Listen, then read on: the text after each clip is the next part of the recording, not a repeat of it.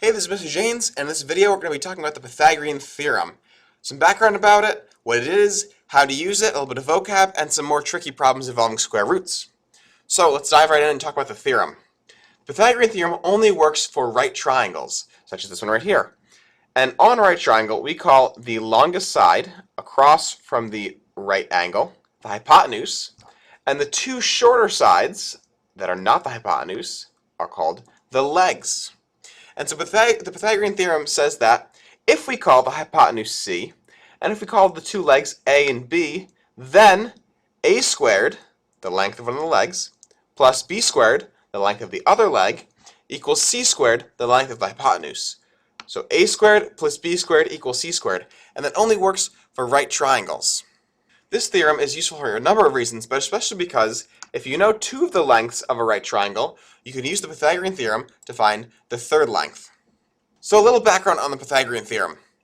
Pythagoras of Samos was an Ionian Greek philosopher, mathematician, and founder of the religious movement called Pythagoreanism. Blah, blah, blah. Oh wait, you can read that word.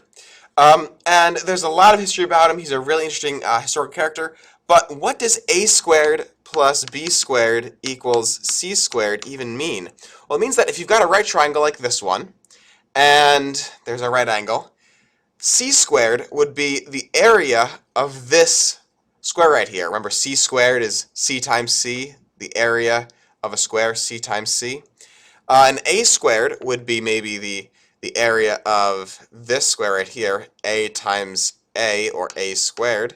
And b perhaps could be the area of this one, b times b, it's b squared. And again, this is c squared. And what this is saying is that if you took the area from this c squared square and broke it apart, it would fit evenly into b squared and into the a squared part. So let's see what that actually looks like. And there it is. The area from the a and the b squares fit into the c square. Here's another example using a little bit of water. Now we'll talk about how to actually prove this theorem a little more formally in class, and so you won't have to worry about these proofs right now. So let's just hop and talk about how to actually use the theorem. So here we go, using the Pythagorean theorem. The best thing to do is to label your sides with a, b, and c. Remember, c has to be the hypotenuse, or the longest side across from the square root. So in number 1, the longest side is right here, across from that square root. So I'll label that with c. And the two shorter sides, the two legs, it doesn't matter which one I label, a or b. I'll just label this one a and this one b. And so if I write out the Pythagorean theorem, a squared plus b squared equals c squared, I can just substitute in for the values of my triangle. A is 12, b is 9 meters, squared, squared, add them together, and c squared, well, that's x. I'm not sure what that is. And so from here, I will just solve the equation. Start by simplifying. 12 squared is 144. 9 squared is 81, and I don't know what x squared is, so I'll just leave it there for now. Next up, we have 144 plus 81, and that gives us 225 equals x squared. Now, we don't want x squared, we want to know what x is by itself. So how do we cancel out, how do we undo the squared? Well, if you remember anything about square roots, you'll remember that square roots and square roots are inverse operations. So to undo that square, I'm going to take a square root of both sides. That cancels out. So I'm left with x and the square root of 225. And the square root of 225 happens to be 15. So this side is 15 meters long. Pause the video here and try and do number 2. I'm not going to go through all the work, but instead it's going to pop up on the screen in 3, 2, 1, and there it is. So I label my sides with A, B, and C. The biggest issue is people mislabel this hypotenuse. Remember, it's always across from the right angle. It's the longest side. I plugged those values into my equation. I simplified. I took the square root of both sides, and with x equals 5. So this length is 5 feet right there. Looking ahead to the next one, I can handle it the same way. I'll just label my sides with A, B, and C. Remember, C is across from that square root, the hypotenuse. And I will set up a squared plus b squared equals c squared. My a is 8 squared, my b, it's going to be x squared, and my c is going to be 17 squared. And now you'll notice that x is not on this side of the equal sign. It's kind of in the middle of things. But we can still solve the equation very similarly. Start by simplifying your squares. So 8 squared is 64. X squared, I'm not sure. Okay. And 17 squared is going to leave me with 289. You may need your calculator for that one. So then, how do I simplify, or how do I solve this equation? Excuse me. Well, keep going by getting the x by itself. Subtract 64 from both sides. And x squared equals 225.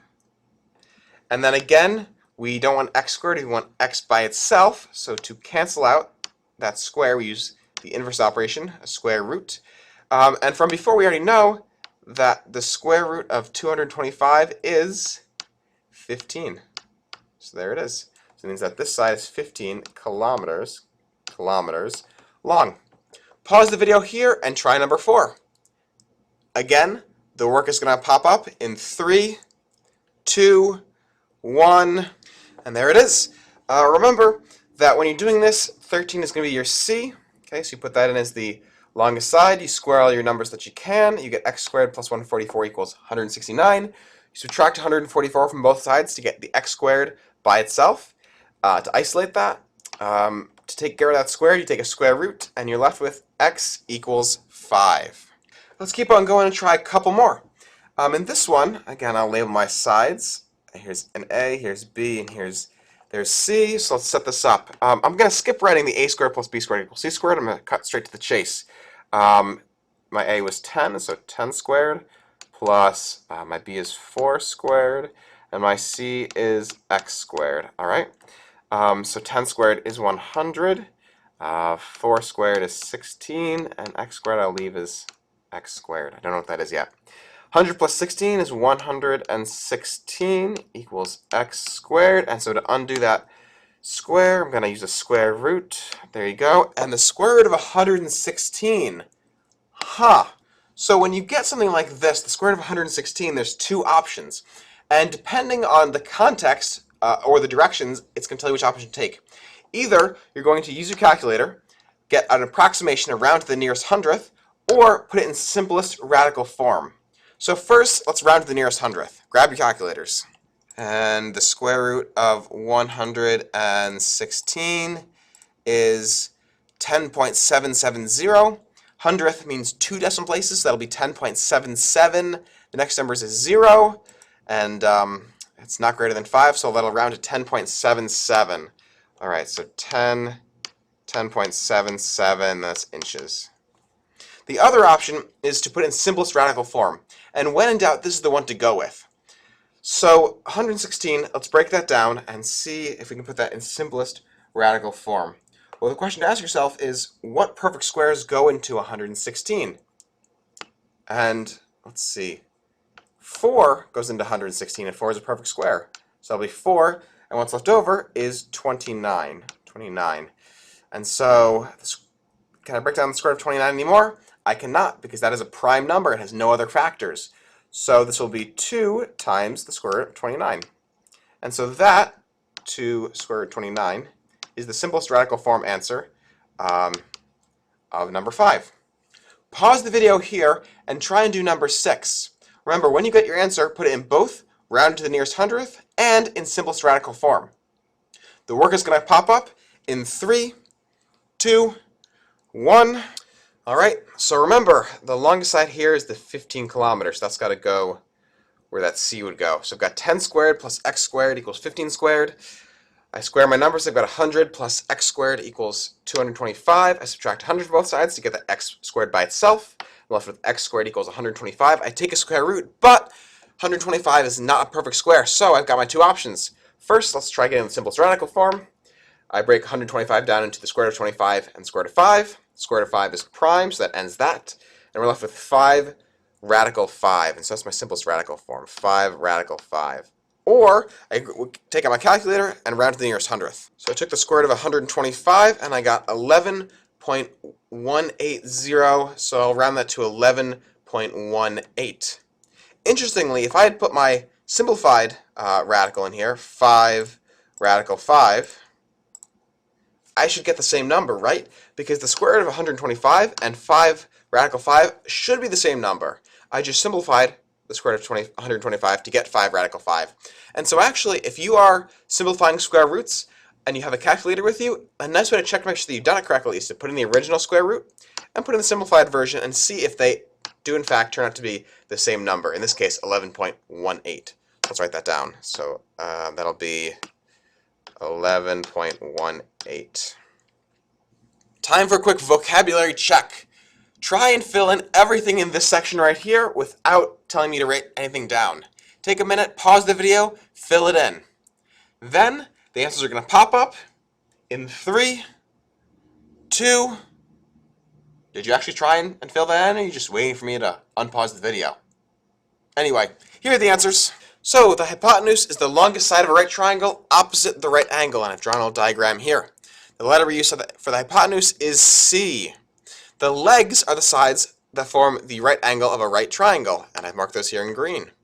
The letters used for those are A and B. And does it matter if we switch those sides? Nope, it doesn't matter. The legs can be A or B, B or A, that's okay. And the Pythagorean theorem only works for right triangles. Here's a quick clip of someone correcting Homer Simpson about the Pythagorean theorem. The sum of the square roots of any two sides of an isosceles triangle is equal to the square root of the remaining side. That's a right triangle, you idiot! So the Pythagorean theorem only works for right triangles, not isosceles triangles, equilateral triangles, or any other kind of triangle. To finish, we're going to do 2 challenge problems, and you'll only be able to understand these and do them if you're well versed in square roots, how to multiply square roots, and how to square square roots. Before I start doing them, pause the video here and try and do them yourself. Alright, let's take a look at how they're done. They start just like any other Pythagorean theorem problem. I start with 2 radical 2 squared plus x squared equals 2 radical 3 squared. Remember, a squared plus b squared equals c squared. And there's an issue here. I've got this thing right here, this 2 radical 2 squared. Now what's that going to be? Well, off to the side, let's just work that out. 2 radical 2 times 2 radical 2. If you remember anything about multiplying square roots, you remember you multiply the outsides of the radicals and the insides of the radicals separately. So that'll be 4 radical 4. And the square root of 4 is 2, so that's 4 times 2, or that's 8. So 2 square root 2 is just 8. What about 2 square root 3? Well, let me do that down here. 2 square root of 3 times 2 square root of 3, again, outsides equal 4, 3 times 3 equals the square root of 9. Square root of 9 is 3, so 4 times 3, which is 12. So 2 square root of 3 squared is 12. And bring down everything else. Alright, and then I just finish solving. Subtract 8 from both sides. You get x squared equals 4. And I take the square root of both sides, and the square and the square cancel each other out, and x equals 2. Well, that ended nicely, especially because it started with so many square roots. So x equals 2 yards. Nice.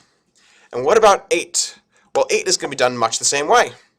We have the square root of 5 squared, of course, plus x squared equals the square root of 10 squared.